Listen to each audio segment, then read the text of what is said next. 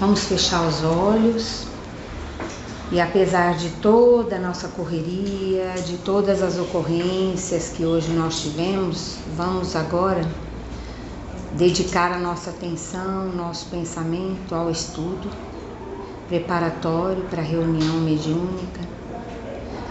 Vamos trabalhar as nossas imperfeições, aquilo que nós ainda não sabemos, aquilo que nós ainda erramos, para podermos ajudar mais, para podermos ser ferramentas melhores, para poder servir melhor aos amigos espirituais que incansavelmente estão aqui sempre amparando em nome de Deus a todo aquele que entra nesta casa, neste hospital e nessa escola.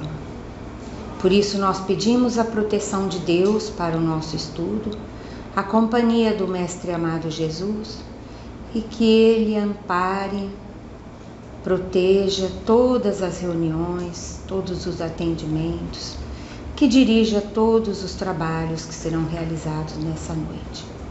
E que Deus nos abençoe, que assim seja. Que assim seja. Bom, dando continuidade aqui ao programa de estudo que antecede a reunião mediúnica, hoje nós vamos começar com dois assuntos que estão interligados, que é o assistido desencarnado, o dialogador e o diálogo. Então nós falamos bastante sobre como receber a pessoa encarnada que vem aqui, né? Vocês se lembram que nós falamos bastante da nossa atitude diante dessa pessoa. Agora vamos ver como que nós recebemos, o que nós falamos para o assistido desencarnado. Todo o espírito, toda a entidade que chega a essa casa, que entra nessa casa para ser atendida, o que nós podemos fazer para fazer um bom atendimento, né? Para sermos aquilo que Jesus nos ensinou, né? A ser, fazer para o próximo aquilo que a gente quer para nós, fazer a prática da caridade, do amor, porque atendimento fraterno ao espírito que não está mais entre nós é uma prática caridosa e de amor ao próximo, né? Então aqui hoje, para falar sobre esse assunto, nós vamos usar esse livro do programa 2, Mediunidade, Estudo e Prática. Aqui no Mediunidade, Estudo e Prática, nós temos um tema aqui que é justamente o diálogo com os espíritos. Então, antes da gente começar a falar, vamos falar quem que são esses assistidos que vêm na casa espírita, quem são os espíritos que são trazidos aqui para receberem atendimento. São pessoas, é só a gente olhar para nós mesmos, que nós vamos ver que tipo de espírito frequenta a casa também. Então são pessoas ainda com algumas coisas que não estão claras, espíritos que precisam de orientação, de esclarecimento, que ainda dão valor às vezes às coisas materiais, espíritos que ainda guardam raiva, guardam rancor, desejam se vingar, espíritos que cometeram suicídio, espíritos que nem sabem que desencarnaram, porque eles estão vendo que eles continuam, então eles nem sabem que desencarnaram, né? Espíritos que ainda vagam às vezes entre nós e nem sabem que não fazem parte mais daqueles que estão sobre a terra, né? Aí, como é que nós vamos falar sobre esse assistido? Nós começamos falando o seguinte, que o esclarecimento dos desencarnados sofredores, perseguidores, renitentes ou não de viciações, ódios, desvios emocionais, entre outros, por meio das manifestações mediúnicas ostensivas, constitui atividade de elevada importância no âmbito da caridade fraternal desenvolvida na casa espírita. Então, o atendimento por meio das comunicações mediúnicas é uma prática caridosa, né? A gente precisa trabalhar também em benefício desses nossos irmãos. André Luiz diz o seguinte: a alienação mental dos espíritos desencarnados exige o concurso fraterno de corações amigos, com bastante entendimento e bastante amor para auxiliar nos templos espíritas. Então é preciso ter na nossa consciência que para a gente atender um espírito, nós precisamos ter amor e compreensão.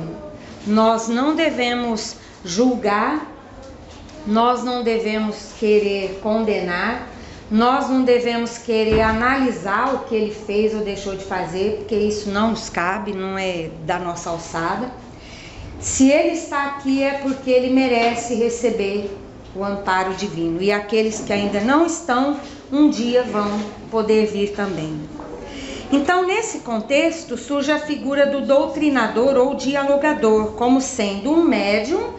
Eu até nem havia pensado nessa condição do dialogador ser um médium também, sendo um médium capaz de acolher e esclarecer o desencarnado que sofre à luz do entendimento espírita e do Evangelho de Jesus, aliando a sua experiência doutrinária, estudos e práticas de vida capazes de ensejar eficácia ao contato com os enfermos espirituais.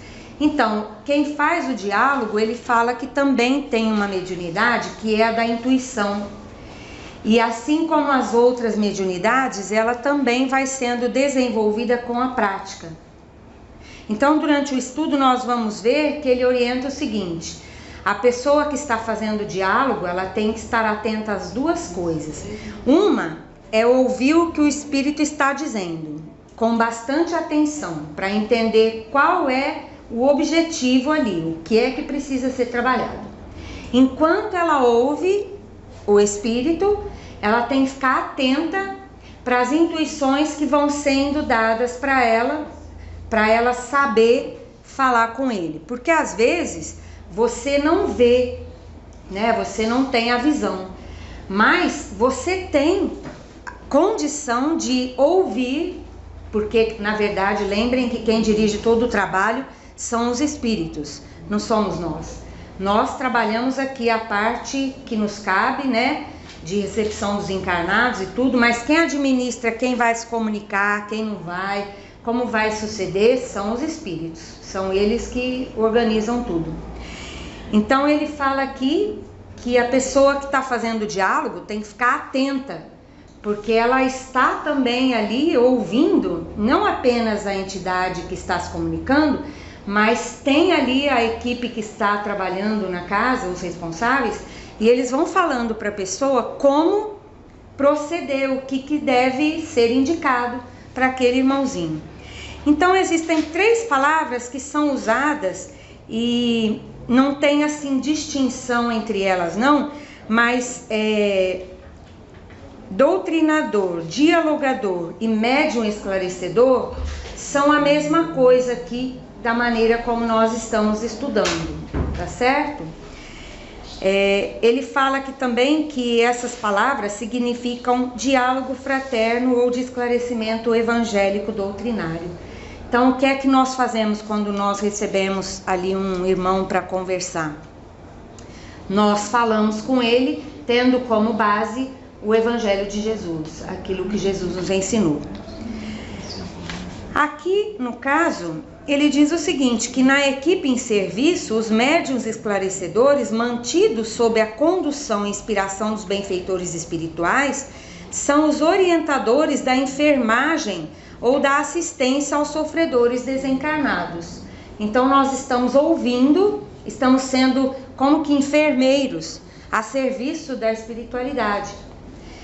O bom doutrinador tem desenvolvida a mediunidade de intuição, que, como qualquer faculdade mediúnica, aperfeiçoa-se com a prática. Daí ser importante manter-se vigilante e atento às intuições que lhe surgem no foro íntimo durante o diálogo mantido com comunicantes desencarnados. Eu vou chamar a atenção de vocês para o seguinte: quando nós estamos na sala mediúnica, muitas vezes a maneira como nós nos comportamos lá dentro, conversando coisas que não são necessárias, nós atrapalhamos esse tipo de concentração. Porque enquanto a pessoa está ali concentrada para ouvir a entidade que está falando, perceber as orientações, Se houver outras conversas, você corta, é como se a ligação fosse interrompida. Então nós precisamos estar sempre concentrados, né, ligados com o plano espiritual para ouvir essas intuições.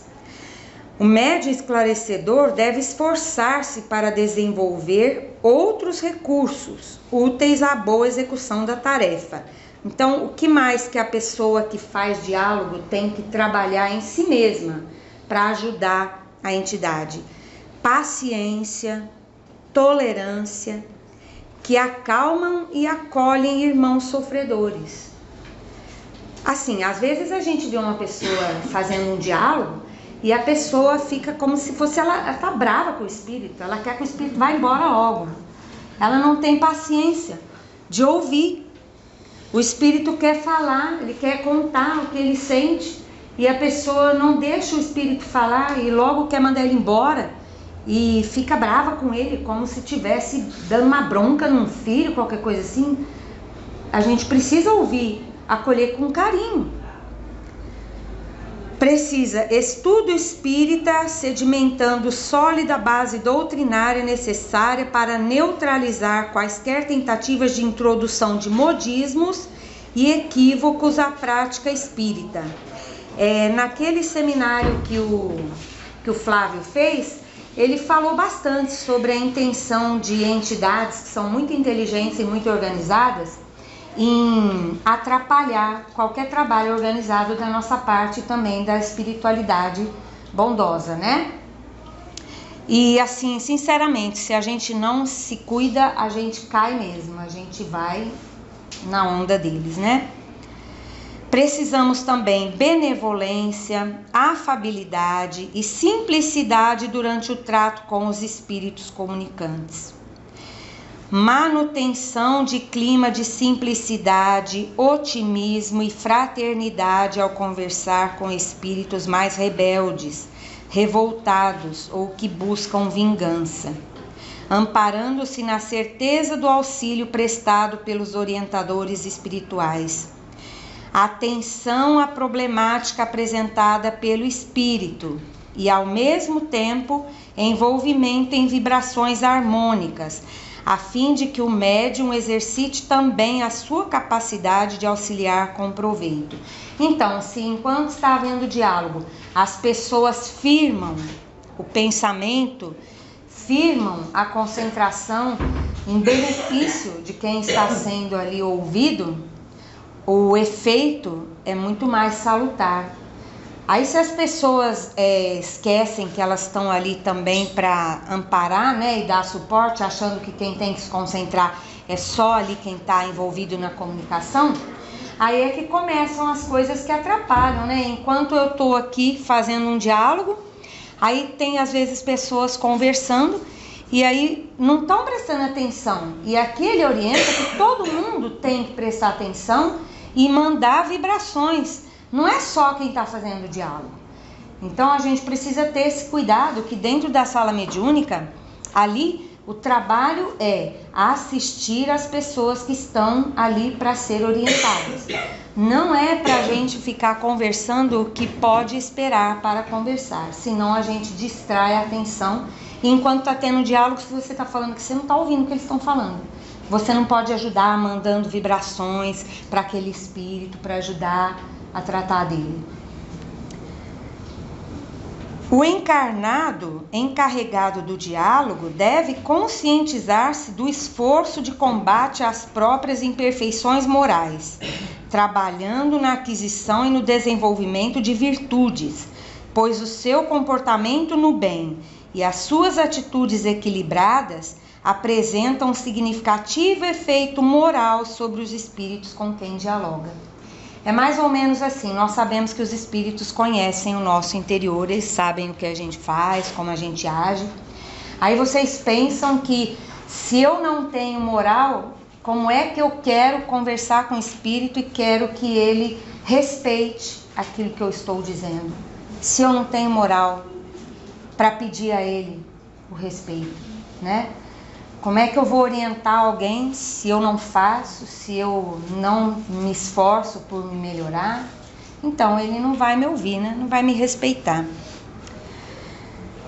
As condições favoráveis de um bom diálogo com os espíritos. O que é bom a gente fazer que ajuda você a fazer um bom diálogo? Allan Kardec assinala no livro que é o Espiritismo que há 3 condições essenciais para que um espírito se comunique. Primeiro é que lhe convenha fazê-lo. Então o espírito tem que achar que assim vai ser bom para ele se ele se comunicar. Segundo, que a posição ou ocupação que ele tem na espiritualidade permitam que ele faça a comunicação. E terceiro, que ele encontre no médium um instrumento apropriado à sua natureza. Por isso o espírito vai ser aproximado do médium que consegue afinizar, permitir esse entrosamento fluídico para ele poder se comunicar. Nós vamos ver também que nem todo espírito que está na casa espírita e nem toda ajuda que é feita com o espírito é feita através da comunicação. O espírito está aqui, ele está sendo ajudado. Não é porque ele não se comunicou que ele não recebeu amparo. Aí, as principais condições que favorecem um bom diálogo com os desencarnados. São 3 as condições que nós devemos ter para fazer um bom diálogo. Primeiro é o amor. No prefácio do livro Diálogo com as Sombras, Francisco Thyssen diz o seguinte: o segredo da doutrinação é o amor. Então vamos lembrar, tem gente que faz diálogo dando bronca, ficando bravo com o espírito, né? Então vamos ter amor. A gente não tem que dar bronca, não tem que ficar bravo, não, é com amor. É com firmeza, mas é com amor. E André Luiz, no livro No Mundo Maior, comenta: conhecimento auxilia por fora, só o amor socorre por dentro. Com a nossa cultura, retificamos os efeitos, quanto possível, e só os que amam conseguem atingir as causas profundas. Por quê? Porque às vezes eu sei bastante, né? Eu li bastante obras e tal, mas eu não tenho amor no socorro que eu presto. Então, no máximo, eu posso ficar ali recitando um pedaço do evangelho, falando as coisas, né? Mas eu estou falando da boca para fora, junto com as minhas palavras não está indo o amor. Então, eu não toco nas fibras mais profundas daquele espírito. Então, eu não vou atingir o meu objetivo. Não adianta nada ficar recitando lá um monte de coisa que eu estudei, que eu aprendi, se falta amor. O conhecimento intelectual por si só não é garantia de êxito na tarefa desobsessiva. O esclarecedor deve aliar à sua argumentação o mais elevado sentimento de solidariedade, fraternidade e compreensão, buscando auscultar os sentimentos do sofredor, colocando-se na posição do assistido, para melhor compreendê-lo e auxiliá-lo, como alerta André Luiz. Para esse fim, para decifrar os complicados labirintos do sofrimento moral, é imprescindível haver atingido mais elevados degraus de humana compreensão. Porque, às vezes, o espírito começa a conversar, ele mostra uma revolta, um ódio muito grande. Aí você começa a conversar com ele, com o seu, nós vamos ver no item seguinte, que é a palavra.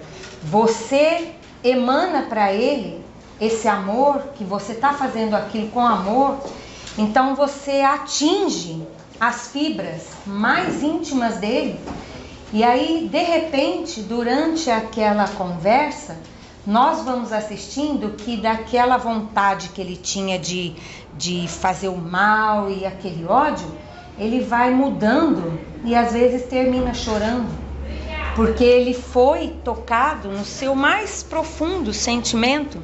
Na verdade, todo aquele ódio era somente falta de amor.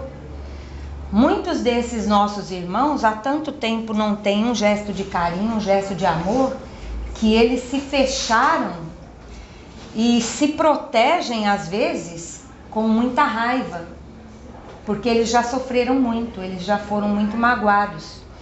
Então eles precisam de amor. Todos que chegam na casa espírita, os nossos irmãozinhos, seja ele o que for, fale o que for, ele está procurando amor e carinho.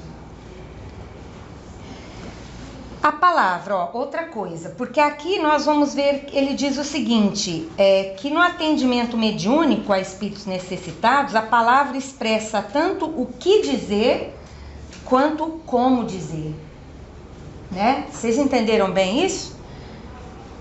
A nossa palavra, a explicação aqui diz o seguinte, que nossas palavras carregam junto com elas vibrações, elementos eletromagnéticos.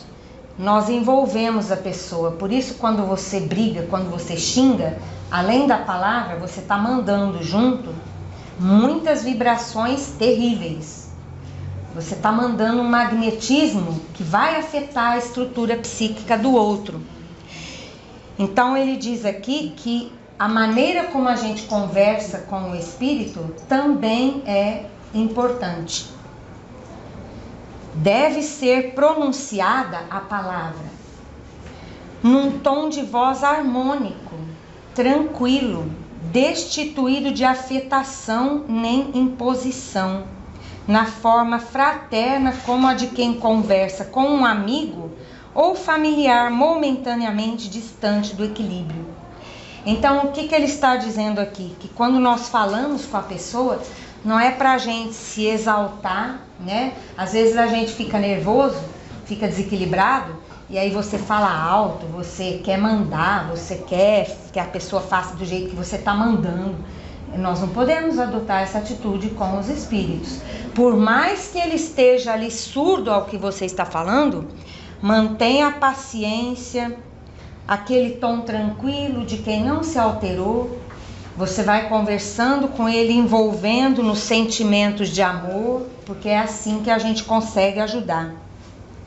André Luiz recorda que ao nos comunicarmos com alguém, emitimos energias que poderão conduzir o ouvinte à harmonia ou ao desajuste, pois a palavra sempre carrega o magnetismo de quem fala. Quem aqui nunca experimentou como a gente se desequilibra quando alguém fica brigando com a gente e fala palavras ruins pra gente? A pessoa vai falando até que assim a gente começa a ser envolvido por aquilo. Aí você às vezes não consegue manter o seu equilíbrio, a sua tranquilidade, porque aquelas ondas, elas vão mexendo com a sua harmonia e elas nos desestruturam.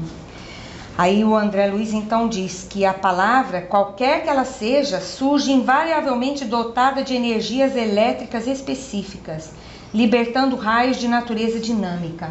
Então, isso quer dizer que se você manda energias boas também, você envolve o irmãozinho nessas energias boas, né? A mente, lembra do pensamento? Quanto ele era importante para a cura, para manter o nosso equilíbrio, nossa harmonia, trazer de volta a nossa harmonia. A mente, como não ignoramos, é o incessante gerador de força, por intermédio dos fios positivos e negativos do sentimento e do pensamento, produzindo o verbo que é sempre uma descarga eletromagnética regulada pela voz. Então, nossa voz, na conversa com os espíritos, precisa ser num tom tranquilo. Às vezes, vamos pensar assim, mais pra frente a gente vai olhar aqui isso também. Às vezes, na sala, está acontecendo mais de uma comunicação. Se as pessoas falam alto, se as pessoas conversam gritando, a gente não consegue ouvir aqueles que estão falando. Então é assim, olha, você está fazendo um diálogo com alguém. Se você não mantém um tom equilibrado, se você fala muito alto, aí outro que está fazendo o diálogo pode não conseguir ouvir o que o espírito está falando, porque ele está falando baixo. Então é importante que nós mantenhamos na hora do diálogo um tom de voz equilibrado, harmônico, sem elevar a nossa voz. André Luiz também, na obra Nos Domínios da Mediunidade, vai falar o seguinte: a paciência do doutrinador, ele vai dar um exemplo aqui.